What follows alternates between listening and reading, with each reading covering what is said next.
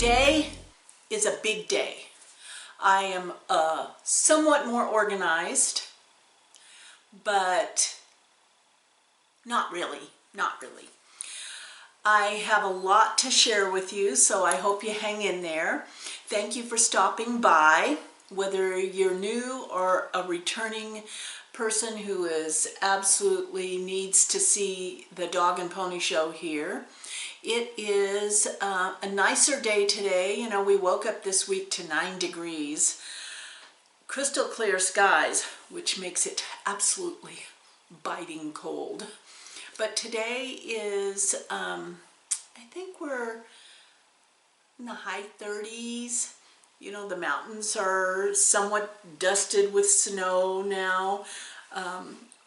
A little bit cloudy up there, but G decided he needed some fresh air. Don't you like how my lamp looks like it's hitting me on the side of the head? Get on with it, get on with it. No, yes, I absolutely love this lamp. And it's a Brightech, you know, ProView 2-in-1. I got it on Amazon, and what I can say about this lamp is don't get one unless you really want to know what kind of stitcher you are, because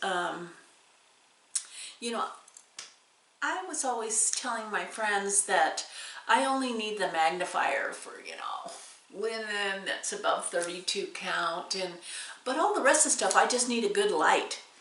But when you get a good magnifier lamp and you look at some of your whips,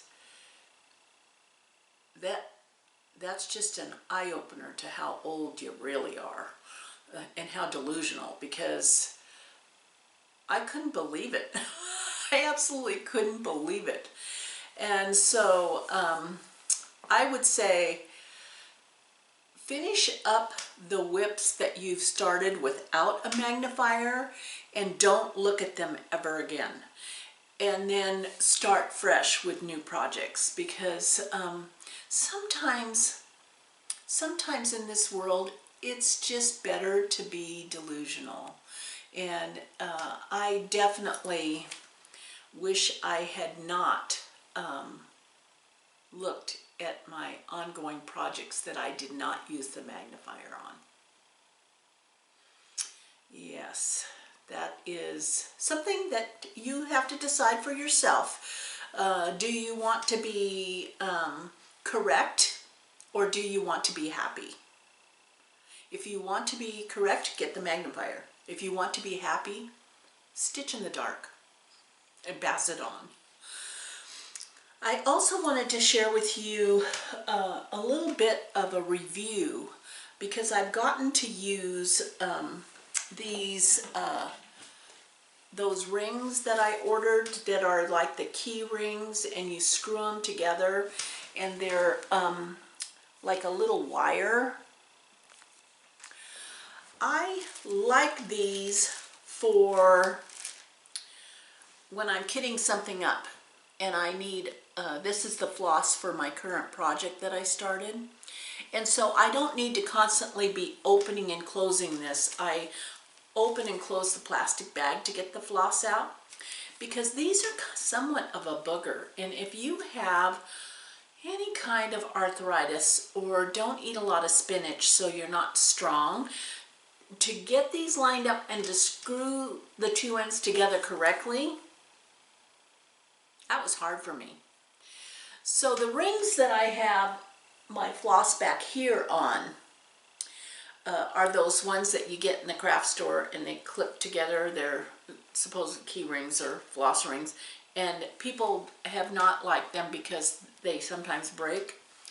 In my mind, they're cheap enough that if it breaks, I'll just get a new one, because I like when I have to just unclip it quickly and add a new number or a new floss, that it's easier to do than this.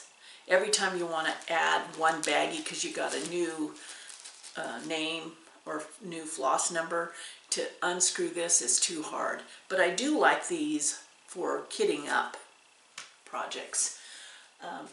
And I have those, I don't know if I told you this last time, I hope I'm not repeating myself, but on the specialty threads, I have them, the bags, alphabetically. So I know where to go look. I don't even have to take the hook down. Unhook it. I just flip through it alphabetically looking for the one I want, and if I don't have it, then I know I have to order it.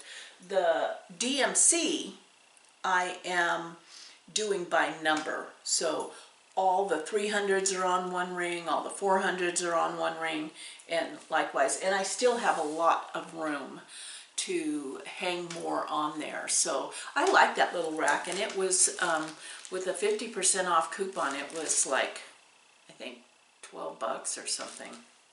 It was really reasonable. I have been reevaluating my floss tube life, and oh my God, have I got myself in somewhat of a pickle. I'm trying to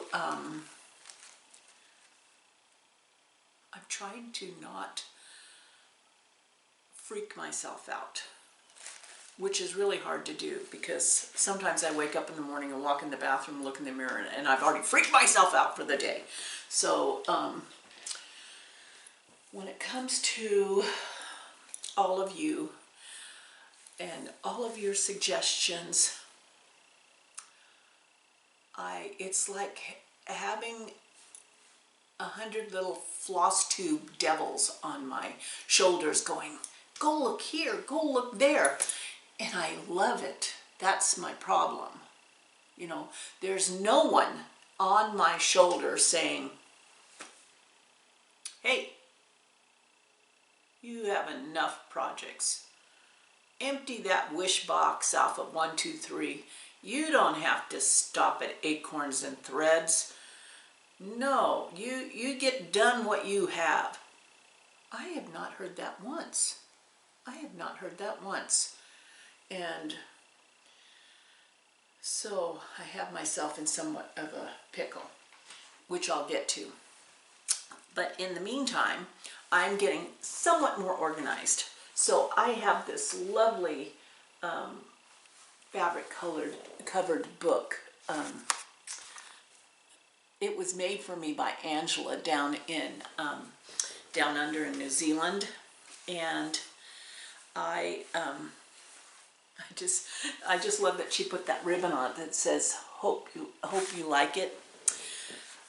She's not a quilter, but she likes to sew, and she sent this to me earlier this year. I think it was earlier this year.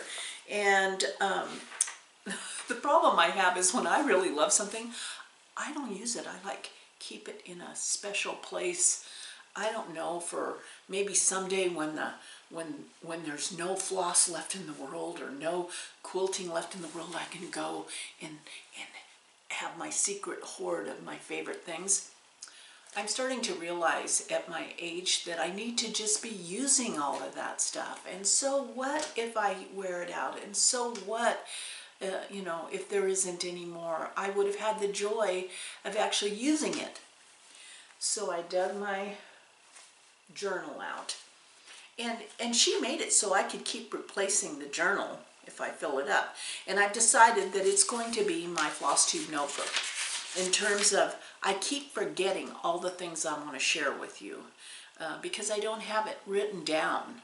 And even though it's not going to be organized, because I am not an organized person, at least I'll have touched all the bases that I kind of wanted to. So as the last few days have gone along since my last floss tube, I've been writing myself notes. And first of all, it seems like across the floss tube world, everybody's talking about orts. You know, and I didn't know what they were.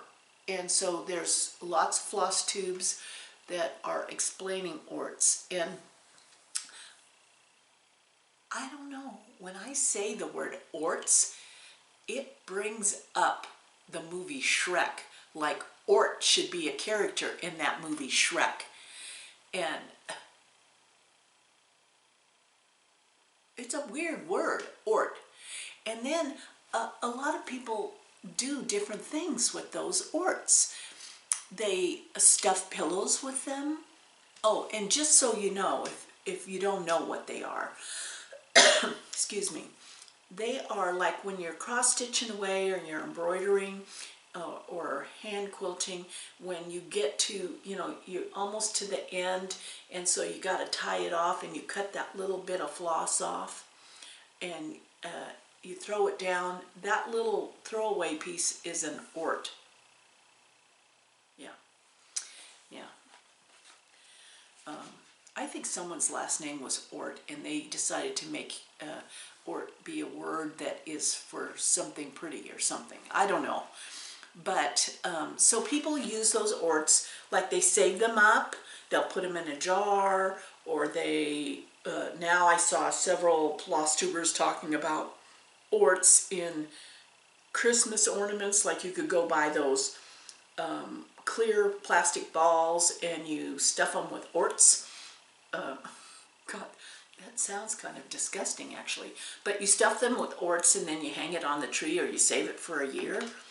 I don't know, pretty cheap Christmas ornament.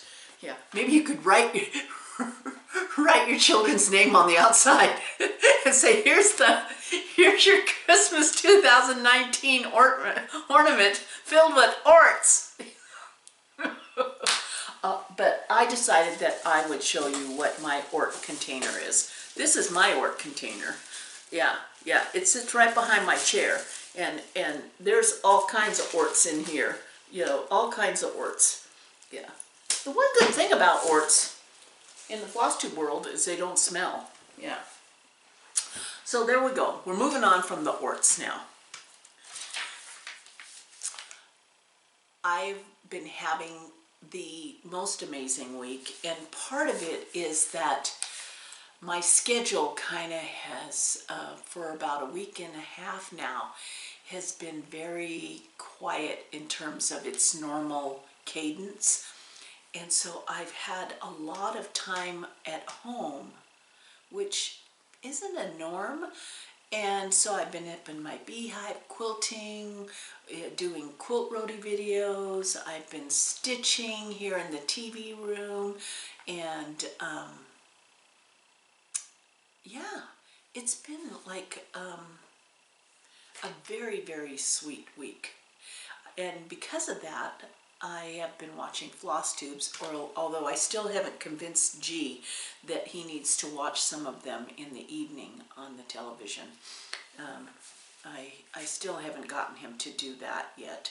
But when I'm here by myself, or in the morning, early in the morning when I get up, I'll watch on my laptop while I'm stitching. And that's the thing, it can be dark outside, but this lamp and that magnifier, oh yeah, it's powerful.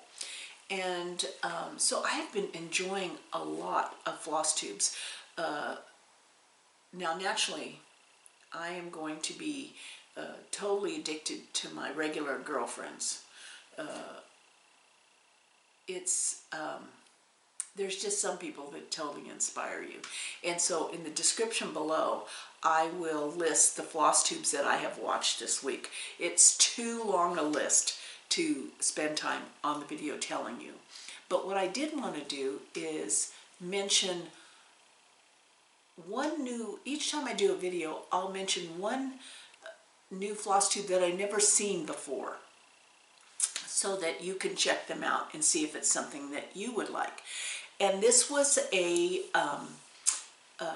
one of the Stitch Roadie subscribers suggested that I go check this out, check this Floss Tube out. And I've watched one so far, and she totally cracks me up, but it's like watching the Pope of cross stitch. I hope she's not offended by that, but her projects are like very complicated and humongous, from what I understand, and she has them photocopied and hanging on a bulletin board behind her. Oh my God, it's like everybody would be hanging out over you, screaming at you to work on them. But so I've watched one of hers, and it's Jules stitching, Stitching Jules. Stitching Jules, and Jules is Jules. So that's the one new cross stitch channel I've watched this week. But I will list all the other ones that I have been enjoying in the description down below. And there are so many. I have a huge announcement to make. Are you ready? This is epic. Well, I think everything I do is epic. The problem is that not everybody else thinks everything I do is epic. I get a lot of backlash from the girlfriends, but this is epic. And the reason it's epic is because when I went to Fall Flame, back to Fall Flame, we were given this little lunch pail. And on the lunch pail, in block cross-stitch letters, was, I was a cross-stitcher before cross-stitching was cool. And this was charted, this saying was charted by JoLynn at Acorns and Threads. And so I knew immediately that, yeah, it's on a lunch pail. That whole saying is printed on there. You can't really see it because of the flare. But it's printed on there in block letters. I knew immediately what I was going to do with that. So I asked Janine, when I was there, if I could, if Beth Twist was coming to stitch on First Thursday. And she said she was going to come. And I said, because my idea was to take JoLynn's chart. I was a cross-stitcher before cross-stitching was cool. And have Beth Twist, you know, chart it in, she got that special little program that a lot of you have. But she would chart it in that script that she uses for her motto sampler pattern. And she did. So this is the motto sampler pattern. And Beth Twist from Heartstring Samplery has always said, if you bought this motto sampler, she'll chart up whatever you want it to say in there. But I'm going to just flash this really quick. I wanted this, I was a cross stitcher before cross stitching was cool, that JoLynn did, onto Beth Twist's pattern, in the same script as on her pattern. You see that? And she did. So, if you want to stitch along with me, this is going to be my December 1st start. And the pattern, Acorns and Threads has the pattern. If you already have the pattern, you just have to call up Acorns and Threads to get the printout of that I was a cross stitcher before cross stitching was cool from them, because Beth has already charted it for this pattern.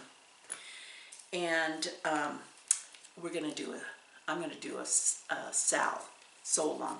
And the reason I'm doing the sew along is because that seems to be a way for me to get stuff done. I feel like I have a commitment, and so I tend to stay on top of it a little bit more. And it'll be Cool Cross Stitcher Sal, hashtag Cool Cross Stitcher Sal on Instagram. And I'm going to start that December 1st. And I've already gotten my floss, and see that I'm using those screw-on key rings, and I have my floss already pulled for that project, and I have my fabric. And the fabric I chose was a little too, it was porcelain, 32 count, and so I tea dyed it to give it a little bit of a grungy look. And the thing was, I tea dyed it with some of the tea that Lori sent me in that fabulous package, and it was cinnamon apple. Oh, so amazing, so amazing. So I'm ready to go. But. So December 1st, you'll want to contact Acorns and Threads for the script chart and the pattern if you don't have it.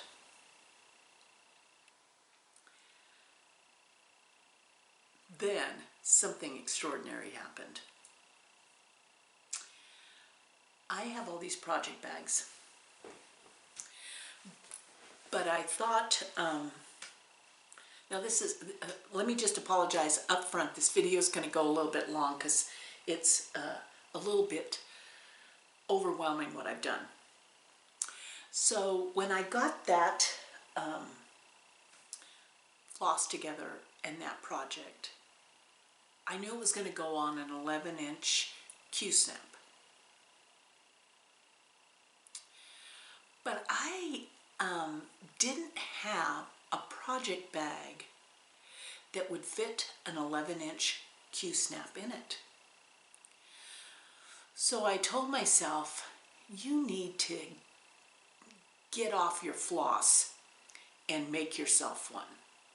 I like to buy project bags because one only has so much time. But when I talked to Dot Goose at Fall Fling about large project bags, she explained to me that the difficulty with large project bag is in the shipping, because you don't want to fold up the package because of the vinyl, and so there you have to send it's much more expensive to ship because it doesn't fit in a standard shipping envelope, which got me to thinking, okay, I want something that fits an 11-inch Q-snap, so I'm going to try to make one. If you are a Quilt Roadie follower, you will know that I have zipper phobia. It's actually in the medical journals, zipper phobia. And I have it bad. And there is no medication for it. It's a condition that brings on cold sweats. You have to go pee a lot at the thought of it. And so I decided that I needed to get up off my floss and get a handle on the zipper phobia. So I went to Moda Bake Shop because they have a free tutorial on project bags, which I have no desire to go into business doing project bags. I will continue to buy my regular project bags, but I need a couple of big, well, I needed one at least, and so I read the instructions and I increased the size by 2 inches all the way around. Now on the Moda Bake Shop, they take the little 2-inch charm packs and sew them all together into one of the pieces you need. I didn't do that. I just used the yardage of fabric they required, but I increased the size of the cuts by 2 inches on everything. So I could make a little larger project bag. And my first one turned out pretty darn good for the first one. So I used some really fun bee fabric. And look at this, I'm so dang proud. It's like giving birth. No, I don't tell my children that I'm as excited about this project bag as the day they were born. But really, oh my gosh. And look at, I did the zipper. This is my first zipper. Yeah. I have conquered zipper phobia. And then, look at that little charm. I have lots of little charms, but this bee charm is absolutely gorgeous. It has little jewels in it. And so here's the whip part of the program. So my 11-inch Q-snap,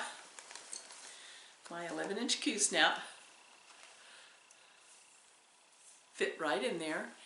And this is how far I've gotten on this particular project. This was my birthday start. Yeah, this is the one I had to rip out my stitching at Fall Fling because I got too distracted. And then my girlfriend Marion, she makes these little snippets, and since it had the bees on the back, I am putting it in here in my beehive bag, and it comfortably fits the 11-inch Q-snap. The only hard part I had was in the binding. I have a few little tucks down here, but it's for me, so I didn't care about that. Well, when I did that, I realized that the motto project was going to go on an 11-inch Q-snap, and I needed another project bag, because the bottom line for me is that in a very short while we are going to be hitting the road again. And all of my quilting life and my cross-stitching life has to fit in my van. So I decided that I'm transporting my cross-stitch in project bags, because they can lay flat up above the driver's seat. So I made a second project bag, two zippers.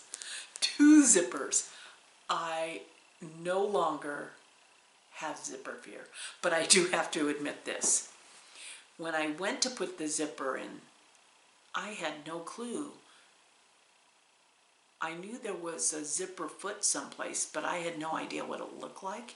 So I had to go dig the manual out for my sewing machine to figure out what foot goes on it to sew a zipper. M. It's the M foot. So I made a second giant project bag. And look at that charm. Isn't that cute? And then for the fabric on the back, look at that. So awesome. So awesome. So I have two project bags. So Beth Twists, the motto samplery, choose your own motto, is going to go in this project bag with the new 11-inch Q-snap that I bought at 50% off. I love that. But where does this leave me? I decided that I was going to only take project bags, and that I now had two empty project bags because I moved projects from the smaller project bag to the two big project bags. And so I said, okay, now I have two extra project bags. So I brought those out, and what I found out was, because I had Project Mania, I actually have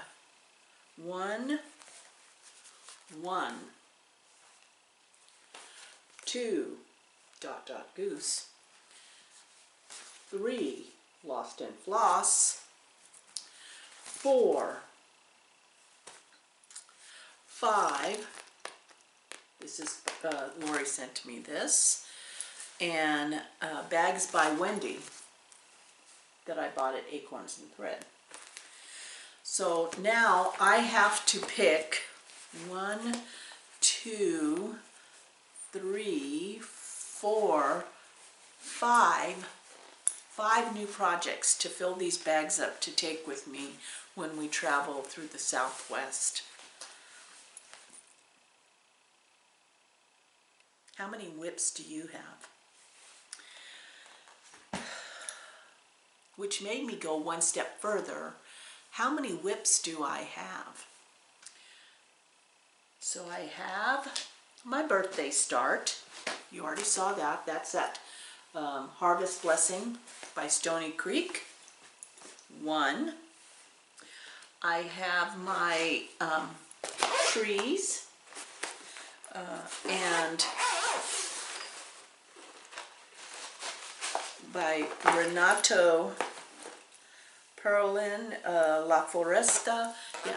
Yeah, Lori, my stitcher friend here in Central Oregon, we bought this pattern in France, thinking it was French, but it's actually written in Italian.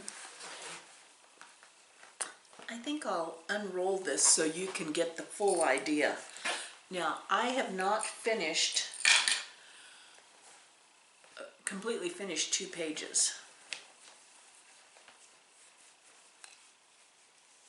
It's got all kinds of wrinkles on it where I've rolled it, but so this last week I did this little tree right here.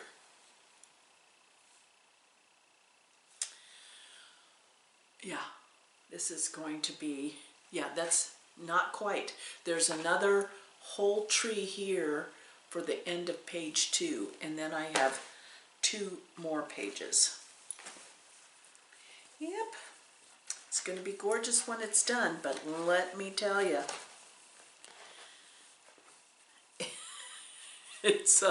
it is a huge project. And this is one project, I think it's because it's an even weave, that I actually stitch in hand. I started stitching in hand with it, and I have no inclination to switch out and go to the Q-snap. So I just stitch in hand and keep rolling it up as I do it. So that project, which is like that, that's how long it is. Not looking forward to the cost of the framing of that one, is in a project folder that my friend Sandy gave me 2 or 3 years ago, and it'll stay in that one. Then I have my Nevermore Sal, Raven's Reply Sal. Can't even see it because with my Magnolia Baby Creates, and it is in a cute little project bag also with bees.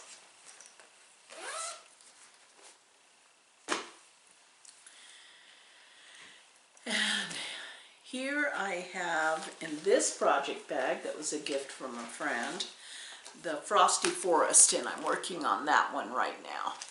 And it actually needs to be in a big project, a larger project container, but right now I feel like, you know, you don't want to overdo it. I've attempted 2 zippers in that. That's good enough for me. So since I had a couple finishes, I went ahead and started something new. And it's in a project bag. So how many project bags do I actually own? Is there such a thing as project bag hoarding? Let's see, how many do I have? I have 1,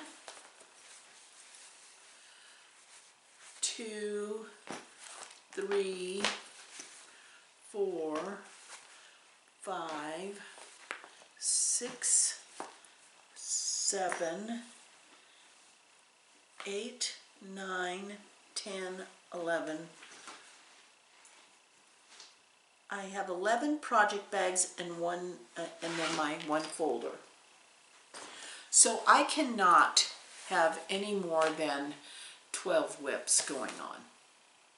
That's how I'm going to control it, is I'm going to control it by not having any more project bags in my life right now.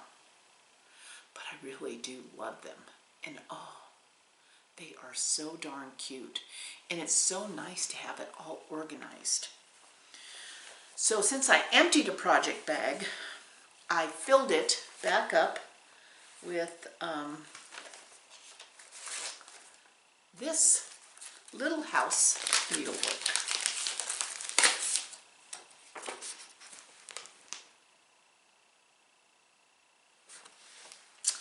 Giving thanks. I'm thankful for my daily bread and also for my cross-stitch thread. And project bags. I should add, and project bags. So I started that, and this is how far I've gotten.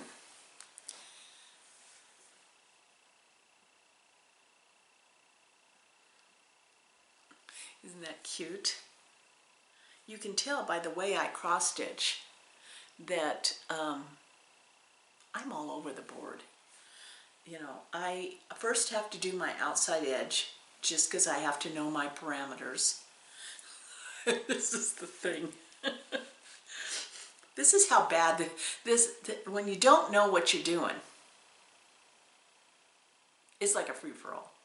So I have that big old hunkin' piece of Winter's Brood that I got at Stitcher's Paradise. And I went to 1-2-3 Stitch and got their calculator out and said, okay, I'm going to cut into that linen.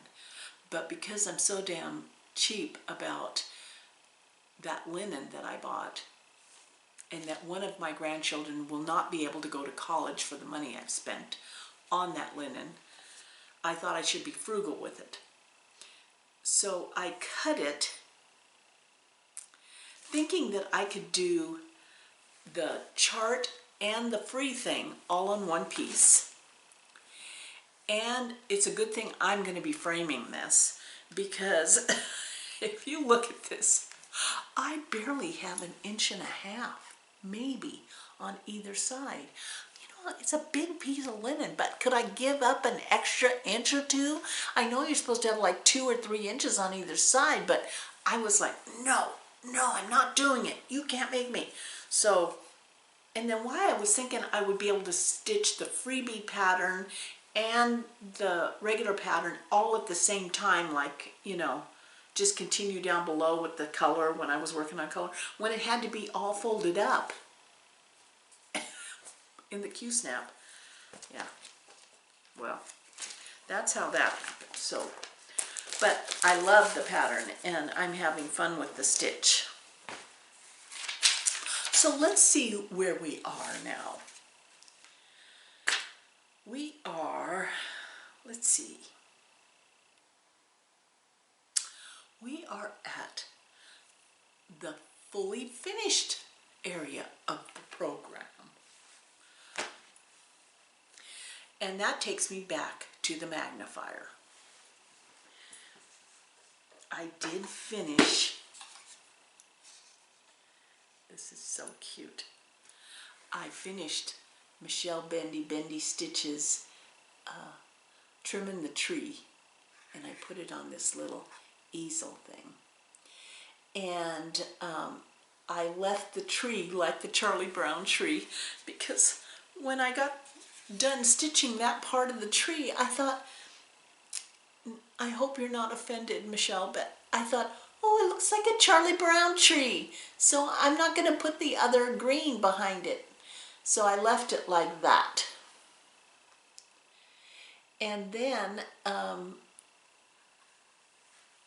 not that you can see, but I can see, because I started stitching this at First Thursday at Acorn and Thread, the snowman part, and I didn't have a magnifier.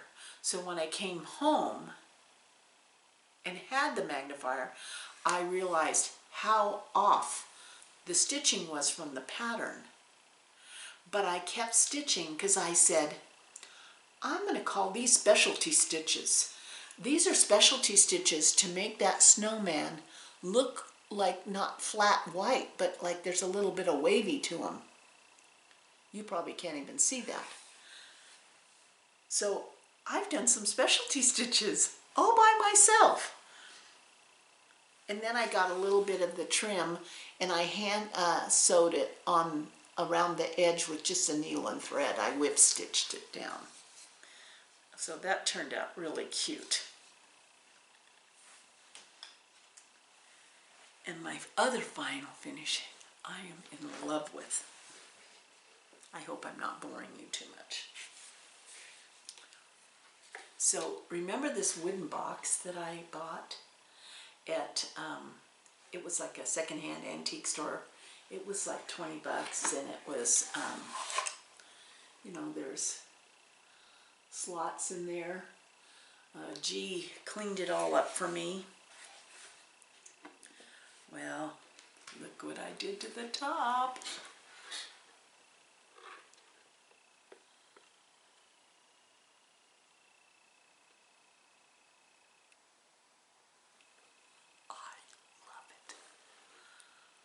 I love it. My scissors. My scissors. And I did find a location for the patterns. Of course, now I have to figure out where that was, but it is a shop in Switzerland still has this pattern. So I'll try to find it again and link it below because I know a lot of you want this scissor pattern. But I have that really cute bee charm up there, and so I glued the bee down. I whip stitched the bee charm, and then I put glue behind him so that when I opened the box he wouldn't keep flipping off of the top. So this is going to be my sewing box out in the living room. I'll put a set of scissors out there. So I'm quite proud of this finish. And it's just fun to get something done. Okay, where are we at here? So on January 4th is my second sew along, and that's with Sambrie Stitches. Her birthday is January 4th, so be sure you wish her a happy birthday. And we're going to start a Sal on Search the Skies Sal, and that's a waxing moon design. And so this December I'm going to get the threads and the fabric together for that. And I do have an empty project bag for that. And then I'm hoping to start this one because we do like our owls. They're wise. And I do want to start, bring this along on our travels. And this was a free pattern on I think it was on Owl Forestry Embroidery. And since we're traveling the Southwest, I thought it'd be fun to have a Christmas cactus design. Besides the fact that Marion the Librarian and Stitch Goes My Heart and I will be selling the Wizard of Oz off of Owl Forestry. So I suspect that the beginning of 2020 is going to be amazing. Amazing. Gonna double check my notes and see if there's anything I have left off. Nope, not a thing. Thank you for hanging in there with me. I know it was a lot of chatting. Oh, one more thing. Because I have so many things to start and I love my needle minders, and I listen to a lot of you who tell me where to go. Yeah, you tell me where to go. I went to deliciouthreads.com and I ordered these two needle minders. One is a Harry Potter and the other one's a crystal ball. I'm hoping that crystal ball will tell me if I finish a project or not. In the meantime, please have a wonderful stitching end of November. Thank you for stopping by and listening to my chatter. And we'll see you soon again, because I'm going to get all these project bags organized. Take care. Love you guys.